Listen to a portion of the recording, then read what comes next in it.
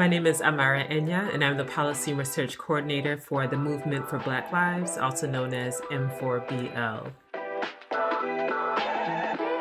The Movement for Black Lives is an ecosystem of individuals and organizations working for the rights, resources, and recognition of Black people.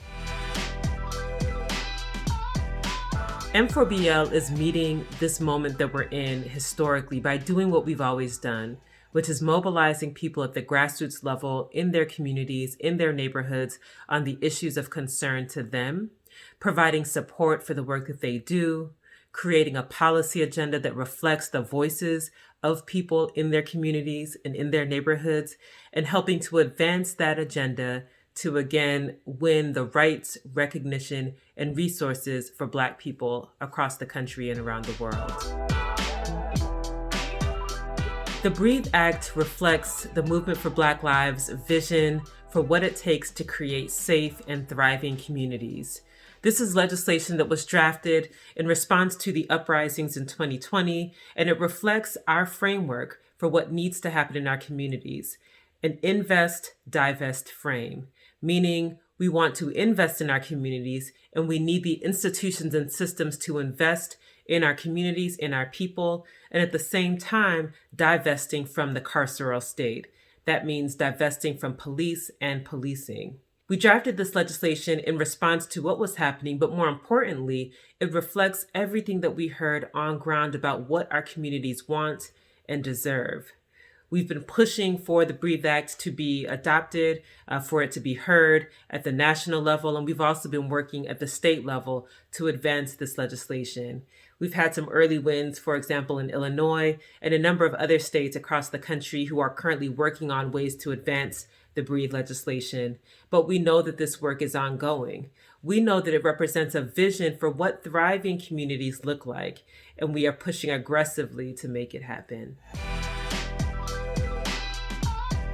Defunding the police and investing in our communities is about priorities. It's about our communities saying that we can imagine what it takes for us to be safe and thriving, and we know that that does not include police. Across the country, billions and billions of dollars are invested in police departments and police infrastructure, and at the same time, critical public services are actually defunded. Healthcare, education, environmental protections for people. So when we talk about defunding the police, not only is it that we imagine and seek to build communities where police are no longer necessary and are not a thing, it's also about shifting resources from the things that have harmed our communities to the things that will actually help our communities thrive. Our vision is communities can and will be safe, and that they should be at the forefront of defining what safety looks like for them. What our communities need are resources. Our communities need access to the things that create safety. Our communities are not looking for more police presence. And also, our communities are demanding that budgets across this country reflect those values.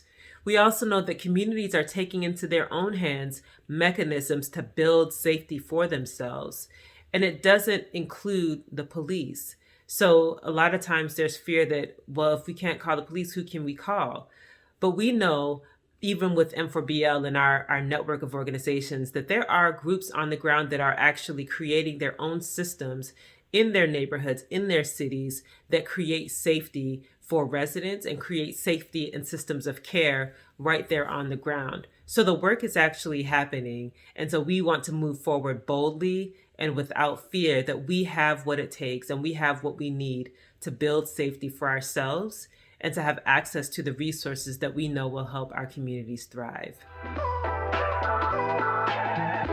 For folks who want to get involved with M4BL's work, I would encourage you to visit m4bl.org. You can check out our platform. You can learn more about the BREATHE Act by going to breatheact.org. And we also have our Vision for Black Lives, which is our robust policy platform on the M4BL website. You can also check us out on Facebook, Twitter, and Instagram. There are many conversations, events, information, and advocacy campaigns that you'll find there on social media. So I hope that you'll get involved.